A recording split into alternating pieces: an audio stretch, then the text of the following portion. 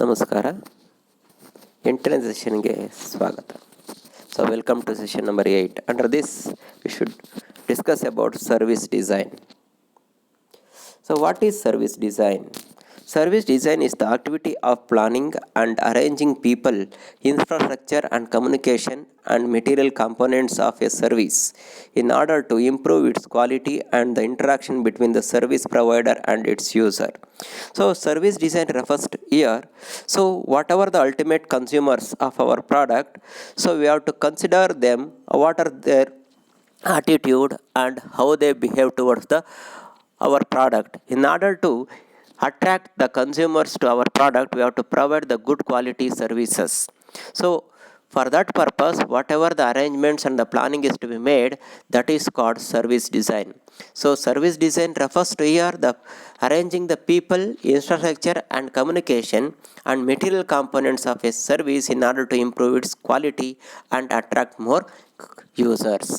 ಇಲ್ಲಿ service design ಅಂತ ಹೇಳಬೇಕಾದ್ರೆ ನಾವು ನಮ್ಮ ಕನ್ಸ್ಯೂಮರ್ಸ್ ಏನಿದ್ದಾರೆ, ಯೂಸರ್ಸ್ ಏನಿದೆ, ಉಪಯೋಗಿಸುವ ವಸ್ತುಗಳನ್ನು ಉಪಯೋಗಿಸುವಂಥ ಮತ್ತು ಸರ್ವಿಸ್ ಪ್ರೊವೈಡರ್ಸ್ ಏನಿದ್ದಾರೆ ಅವರ ನಡುವೆ ಹೆಚ್ಚಿನ ಒಂದು ಇಂಟ್ರಾಕ್ಷನ್ ಆಗೋ ರೀತಿ ನಮ್ಮ ವಸ್ತುಗಳನ್ನು ಉತ್ತಮ ಗುಣಮಟ್ಟದಲ್ಲಿ ತಯಾರಿಸೋದಕ್ಕೆ ಬೇಕಾಗಿರುವಂಥ ಜನಗಳನ್ನು, ಇನ್ಫ್ರಾಸ್ಟ್ರಕ್ಚರನ್ನು ಮತ್ತು ಕಮ್ಯುನಿಕೇಷನ್ ಮೆಟೀರಿಯಲ್ ಕಾಂಪೊನೆಂಟ್ಸನ್ನು ಒದಗಿಸುವ ಮತ್ತು ಯೋಜಿಸುವ ಒಂದು ಚಟುವಟಿಕೆಯನ್ನು ನಾವಿಲ್ಲಿ ಸರ್ವಿಸ್ ಡಿಸೈನ್ ಅಂತ ಕರ್ಕೊಳ್ತೀವಿ. So what are the factors which influence the service design? First one is customer contact. How much contact will the customer have with the service and what will be the nature and that contact be? ಮೊದಲನೇದಾಗಿ ತಗೊಳ್ತಾರೆ ಅದರಲ್ಲಿ customer contact ಅಂದರೆ ಗ್ರಾಹಕರ ಒಂದು ಸಂಪರ್ಕವನ್ನು ಏರ್ಪಡಿಸ್ಕೊಳ್ಬೇಕಾಗುತ್ತೆ. ಅವರು ಯಾವ ರೀತಿಯಾದಂಥ ಸರ್ವಿಸನ್ನು ಪಡ್ಕೊಳ್ಳೋದಕ್ಕೆ ಇಚ್ಛೆ ಪಡ್ತಾರೆ ಮತ್ತು ಅವರ ಸ್ವಭಾವ ಏನು ತಿಳ್ಕೊಳ್ಬೇಕಾಗುತ್ತೆ. Secondly service mix. What service will be provided in terms of breadth and depth.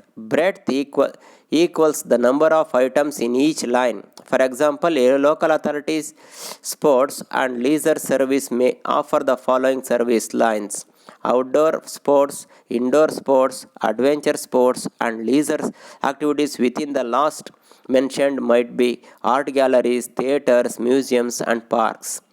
So second one is service mix. ನಾವಿಲ್ಲಿ ಯಾವ ಸೇವೆಗಳನ್ನು ನಾವು ಮಿಶ್ರಣ ಮಾಡಬೇಕಾಗುತ್ತೆ. ಇದು ಬ್ರೆಡ್ತ್ ಆ್ಯಂಡ್ ಡೆಪ್ತ್ ಅಂದರೆ ಇಲ್ಲಿ ಅಗಲ ಮತ್ತು ಉದ್ದವನ್ನು ಕನ್ಸಿಡರ್ ಮಾಡಬೇಕಾಗುತ್ತೆ.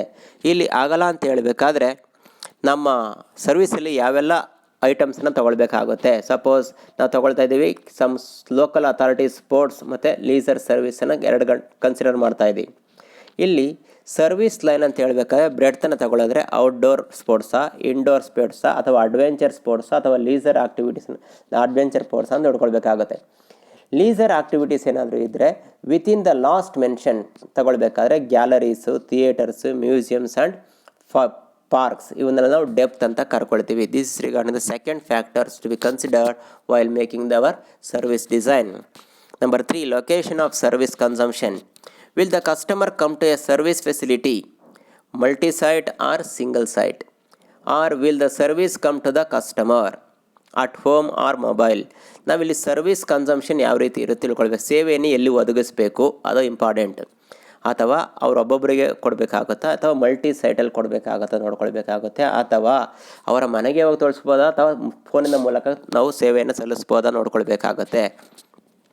Number 4, design of service facility and accessories. What should the layout, furnishing, colour etcetera of the facility be? What design discussion need to be made in respect of staff, vehicles and non-personal communication like letters, headings, signs, brochure etc. ಇಲ್ಲಿ 4ನೇ ತಗೊಳ್ತಾ ಇರೋದು service facility design ಯಾವ ರೀತಿ ಇರಬೇಕು, ಯಾವ ರೀತಿ layout ಇರಬೇಕು, ಯಾವ ಕಲರಲ್ಲಿ ಕೊಡಬೇಕು ಇವಂತ ಡಿಸೈಡ್ ಮಾಡಬೇಕಾಗುತ್ತೆ. ಅಷ್ಟೇ ಅಲ್ಲ, ಆ ಡಿಸೈನ್ ಡಿಸ್ಕಷನ್ ಮಾಡಬೇಕಾದ್ರೆ ಸ್ಟಾಫ್ ಯೂನಿಫಾರ್ಮ್ ಯಾವ ರೀತಿ ಇರಬೇಕು, ವೆಹಿಕಲ್ ಕಲರ್ ಯಾವುದಿರಬೇಕು, ಲೋಗೋ ಯಾವ್ದಿರಬೇಕು, ಅದೇ ರೀತಿ ಕಮ್ಯುನಿಕೇಷನ್ ಮಾಡಬೇಕಾದ್ರೆ ಲೆಟರ್ ಹೆಡ್ಡಿಂಗ್ಸ್ ಏನಿರಬೇಕು, ಸೈನ್ಸ್ ಏನಿರಬೇಕು, ಬ್ರೋಚರ್ ಇವನ್ನೆಲ್ಲ ಡಿಸೈಡ್ ಮಾಡಬೇಕಾಗುತ್ತೆ. Technology. What will be the balance between technology and people? How will it apply to the employees work and the customers usage of the service? Next one, will the technology be predominantly odd, example automation or soft, example pre-planned system or pre-packaged tours. Number 6, employees. How many will be required? What will the ratio be between the back office employees and front office employees? How many supervisors will be required to control frontline employees? What skills will be needed and how will they be acquired? How flexible will employees need to be? ಇಲ್ಲಿ 6ನೇ ತಗೊಳಿದ್ರೆ ನಮಗೆ ಬೇಕಾಗಿರುವಂಥ ನೌಕರನ್ನ consider ಮಾಡಬೇಕಾಗುತ್ತೆ. ಎಷ್ಟು ಜನ ಬೇಕಾಗುತ್ತೆ ಅದನ್ನು first decide ಮಾಡ್ಕೊಳ್ಬೇಕಾಗುತ್ತೆ. ಮತ್ತು supporting staff ಎಷ್ಟು ಬೇಕಾಗುತ್ತೆ ಮತ್ತು ಫ್ರಂಟ್ ಆಫೀಸ್ಗೆ ಎಷ್ಟು ಎಂಪ್ಲಾಯೀಸ್ ಬೇಕಾಗುತ್ತೆ ಅವರ ರೇಷಿಯೋನ ಇಲ್ಲಿ ಡಿಸೈಡ್ ಮಾಡಬೇಕಾಗುತ್ತೆ. How many supervisor to control the frontline employees. ಯಾರು ಫ್ರಂಟ್ಲೈನ್ ಎಂಪ್ಲಾಯೀಸ್ ಇರುತ್ತೆ ನೇರ ಸಂಪರ್ಕದಲ್ಲಿರ್ತಾರೆ ಅವರಿಗೆ ಮೇಲ್ವಿಚಾರಣೆ ಮಾಡಲಿಕ್ಕೆ ಎಷ್ಟು ಸೂಪರ್ವೈಸರ್ಸ್ ಬೇಕಾಗುತ್ತೆ, ಅವ್ರಿಗೆ ಯಾವ ರೀತಿಯ ಸ್ಕಿಲ್ಸನ್ನು ನಾವು ಪ್ರೊವೈಡ್ ಮಾಡಬೇಕಾಗುತ್ತೆ, ಮತ್ತು ಈ ನೌಕರರು ಎಷ್ಟು ನಮಗೆ ಅಡ್ಜಸ್ಟಬಲ್ ಇರಬೇಕಾಗುತ್ತೆ ಅನ್ನೋದು ಡಿಸೈಡ್ ಮಾಡಬೇಕಾಗುತ್ತೆ. Next, number 7, organization structure. How many layers in the organizations are desirable? How should the finance, operations, personnel and marketing functions be organized? Number 8, information. What information is desirable for running the organization and how easily will it be acquired? How will it be stored? How accessible will it be and who will have access? Number 9, demand and supply management.